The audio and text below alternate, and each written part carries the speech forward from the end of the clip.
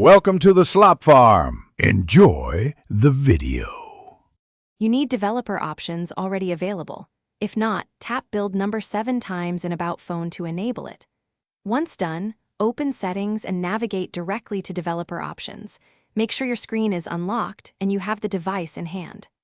Don't waste time on backups now. Locate the Developer Options entry and tap it.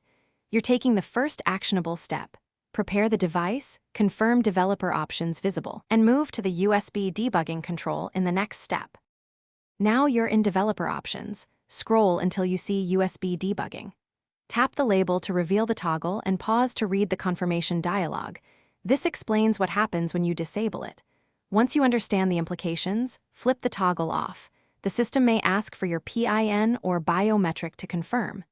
If you can't find the setting, use the settings search bar and type USB debugging to jump straight to it. Make the change and prepare to finish safely.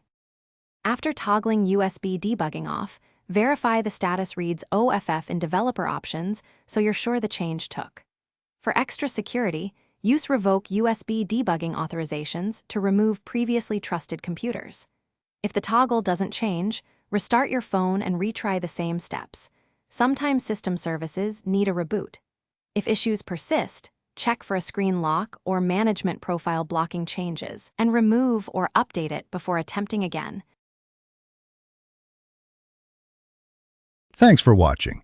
Consider subscribing if we helped you today.